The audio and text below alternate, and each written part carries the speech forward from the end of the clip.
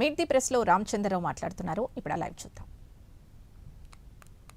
ఆగలేదు, ఎక్కడ కూడా తెలంగాణ ఒక నిధులు ఆగలేదు, ఎక్కడ కూడా తెలంగాణ అభివృద్ధి ఆగలేదు. కాబట్టి ఈరోజు తెలంగాణలో ఉన్నటువంటి ప్రజలు కూడా ఒక్కసారి కాంగ్రెస్కు మనం ఇచ్చిన అవకాశం, అంతకుముందు బీఆర్ఎస్కి ఒక అవకాశం ఇచ్చినాం, సరే బీజేపీకి అవకాశం ఇస్తాము.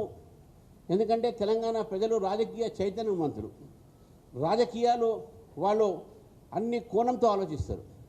కాబట్టి ఒకసారి బీఆర్ఎస్కి అవకాశం ఇచ్చిన తర్వాత, ఒకసారి కాంగ్రెస్కి అవకాశం ఇచ్చిన తర్వాత ఈరోజు భారతీయ జనతా పార్టీకి అవకాశం ఇస్తాము. తెలంగాణలో కూడా డబుల్ ఇంజన్ సర్కార్ తీసుకోవడం అనేది తెలంగాణ ప్రజల ఆలోచన ఉన్నది. ఎందుకంటే ఈ ఆలోచన నిజం కాబోతా ఉంది. 8 ఎంపీలు గెలిచినాం, మేము 8 ఎమ్మెల్యేలు గెలిచినాం.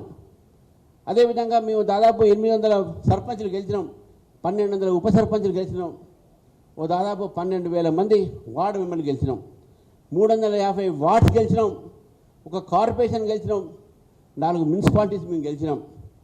ఈరోజు ఈ రకమైనటువంటి రాజకీయాల్లో, తెలంగాణ రాజకీయాల్లో Bharatiya Janata party a force to reckon with, ఒక రాజకీయ శక్తిగా మారినటువంటి అంశాన్ని మనం చూస్తూ ఉన్నాం ఈరోజు.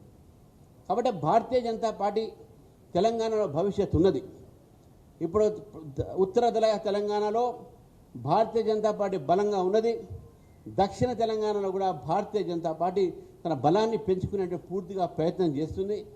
ఆ మేరకై మన మహబూబ్ నగర్లో మాకు కొన్ని మంచి ఫలితాలు వచ్చినాయి. గతంలో మీరు 2 ఎమ్మెల్సీలు కూడా గెలవడం జరిగింది, 3 ఎమ్మెల్సీలు కూడా గెలిచినాం.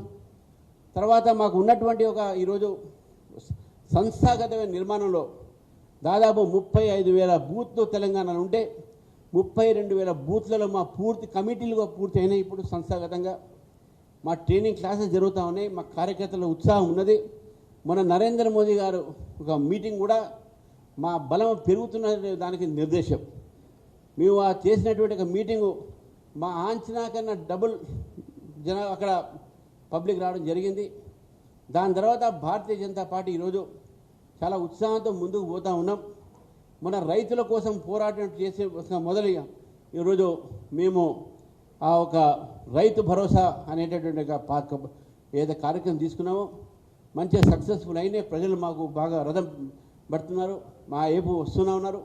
రాబోయే రోజుల్లో విద్యార్థుల కోసం ఫీ రీఎంబర్స్మెంట్ విషయంలో కూడా భారతీయ జనతా పార్టీ పోరాటం చేస్తుంది, ప్రజా సమస్యల మీద పోరాటం చేస్తుంది.